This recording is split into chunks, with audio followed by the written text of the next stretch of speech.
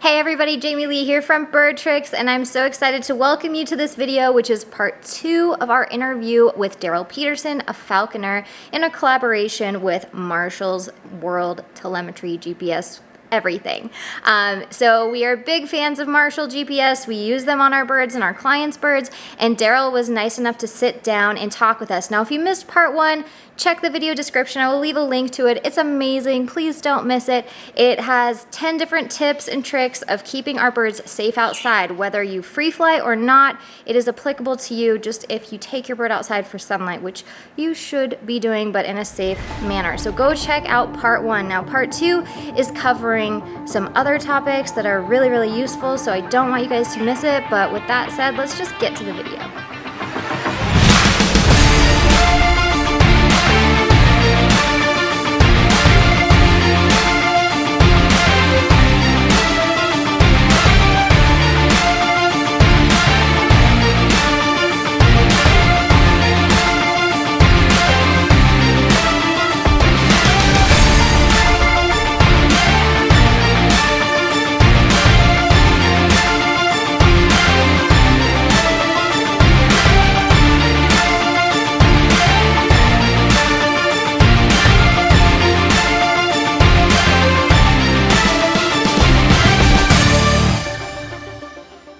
So we've talked a lot about how as we teach our parrots, we work them through different levels. So we've kind of developed a 5-level system that we can communicate with other free flyers. Oh, there's a level 1, there's a level 5. And so within that, the very first stage, level 1, is a flat open area with 0 to 5 miles an hour of wind. Mm-hmm. So for us training parrots, that means that the winds are less likely to take this bird and just have its way with it. But also if the bird gets tired and goes down, we just walk over and we pick it up. Or, you know, there's other training aspects to it than that, but from a simplicity standpoint, it's easy to recover. Right. And so one of the temptations for a lot of people is, hey, look, the farmers just mowed this wide open field, let's go fly there. Now it's an official level 1, it's flat open.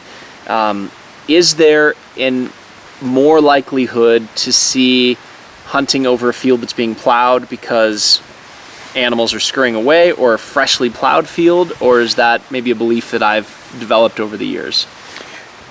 No, I think the cutting a field, cutting the growth off of a field or turning it, makes the rodents that are living in the field or the large insects more vulnerable, particularly rodents like voles and gophers and things like that. So a really freshly cut hay field is going to attract hawks. Mm-hmm. Not so much falcons, but like red-tailed hawks, Swainson's hawks, they're rodent eaters.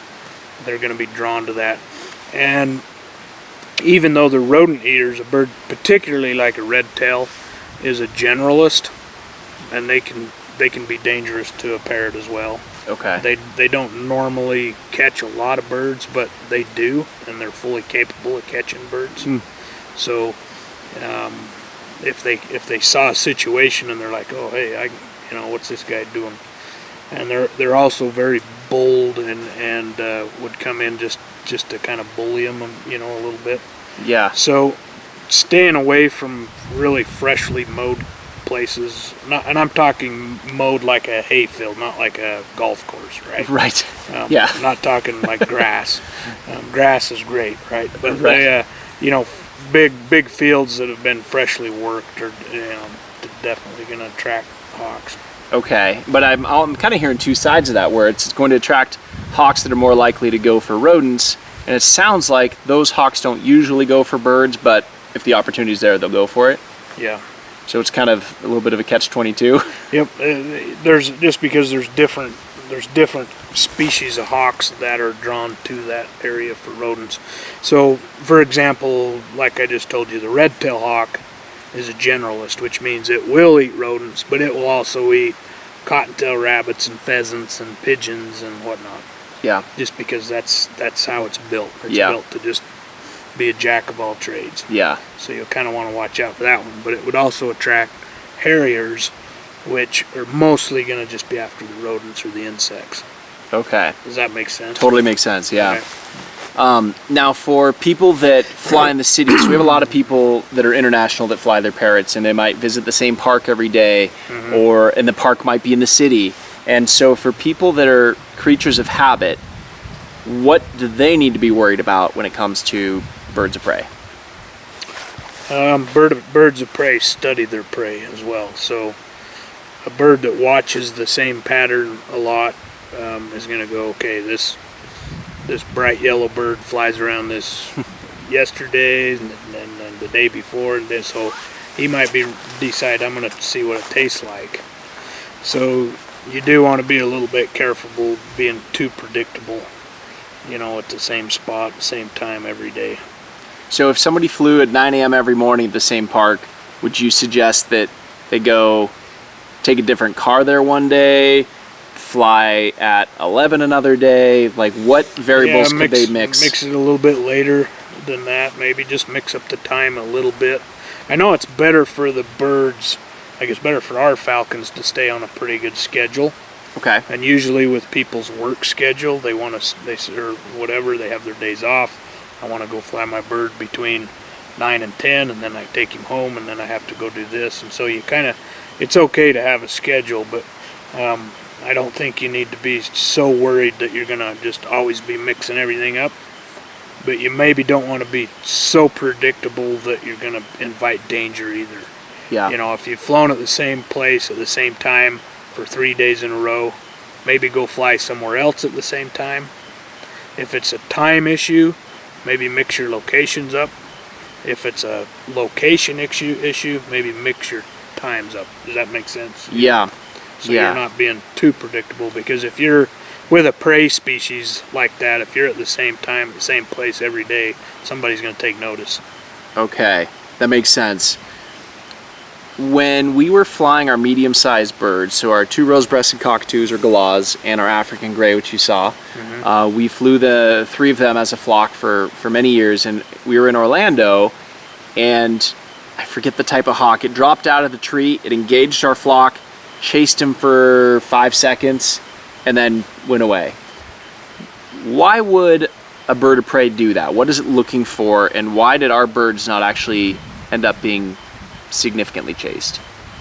It might have depended on how hungry the hawk was. It may have also been that eye contact issue. You know, the birds that the hawk was chasing, it might not have seen any real weaknesses that were subtle. It might have thought, hey, you know, these guys are a little more than I want to tackle right now. Yeah. Or, like we say, that investigative aspect. It came in, it's kind of like how you hear about sharks coming up and biting Bumping a surfboard or yeah. bumping. The hawk might have came in and been like, oh, what's this? And chased it a little bit and then went, no, this is too weird. I'm backing off. So They saw the galah. They didn't want to eat that because it tastes funny. Okay, and then you mentioned that they're also kind of creatures of habit as well. So is there a time of day where our birds would be most vulnerable? Meaning, is there a time of day that birds of prey are most likely to hunt?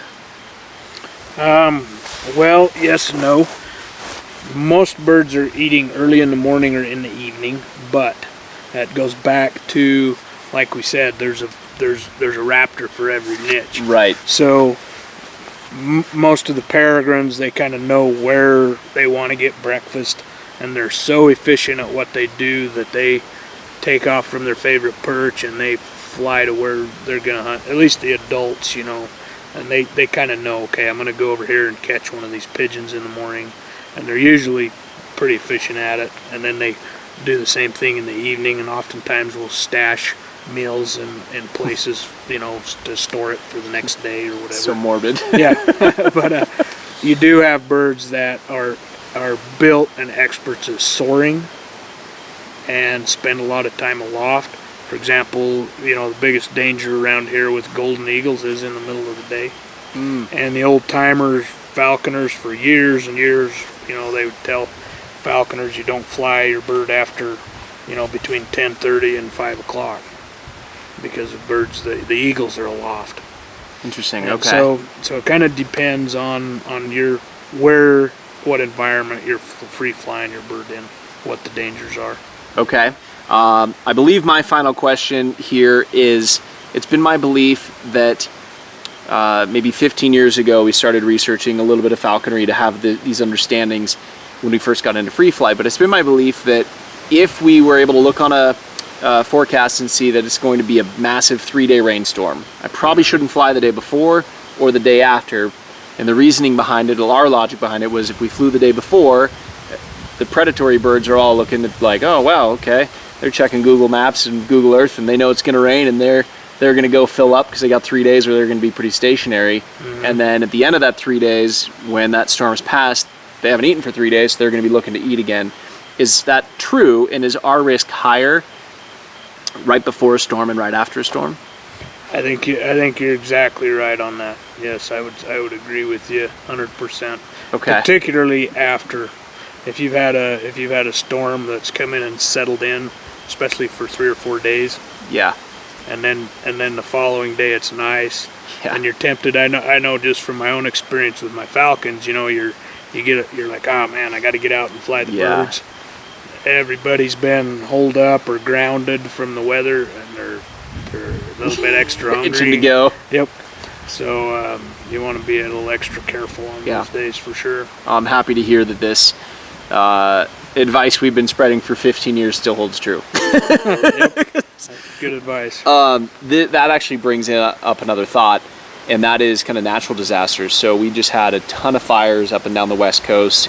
We are not that far from the West Coast right now. Obviously, we've had a lot of the smoke here. How does that affect when to fly, how to fly? What does that do to birds of prey that would impact us? It's going to disperse a lot of birds because you have habitat that's being destroyed. That is, you know, obviously the raptors are able to just vacate the area. So you're going to have an influx in other areas of these transient raptors that are moving in. So I would say it's going to raise the level of danger to what you're doing by a margin. I would anticipate, you know, as a falconer and somebody who's a raptor enthusiast, to be seeing more raptors this winter in our area, specifically kinds that are, you know, indigenous to those areas, in like the forest hawks, goshawks and Cooper's hawks. They just all moved because there's been just such a huge loss of habitat up there. And so I think you are going to see kind of a bump up in the raptor numbers. We're seeing a lot more out-of-state license plates too, so part of it. Part of it too, huh? Yeah, well, and then the final part of that is, will those birds go home, or will they kind of start their new family in Idaho? It probably depends on if they're hawks who have been depending upon old growth natural forest, their home is probably destroyed, unfortunately, and they would need to relocate. If they're a hawk that, you know, in a year or two the regrowth is fine, then they'll be okay. And you got to remember that, you know, I mean, wildfires are a natural thing, so there are certain species that benefit from it. I think the scale that we're seeing the fires this year is a little bit, you know, unprecedented, and a lot of them, unfortunately, I think most of them are not natural caused. So you're seeing displaced birds and birds that are basically have lost their home, unfortunately, and you're gonna have to be a little bit extra aware of those birds cruising around. Well, we gave you guys just a ton of information here. As you can tell, Daryl is a wealth of information. If you want to find out more about falconry, check out some of our other interviews that we've done with him throughout today. Poor guy, we've made him like sit down to do 3 hours of interviews. But check out some of his other interviews, because the more we can learn from the falconry world, the more we can keep our parrots safe and save parrots one person at a time. So with that being said, leave your comments of your biggest aha moment in the comments below so we can see what it is that blew your mind or that you just didn't think about. I'd love to hear that, as well as any questions that we maybe didn't answer. We'll take a look at those comments and we'll be sure to answer them in future videos to come. So check out the links in the description, leave your comments, hit like, subscribe, and we will see you guys next time. Cool. Do ospreys fall under any of this?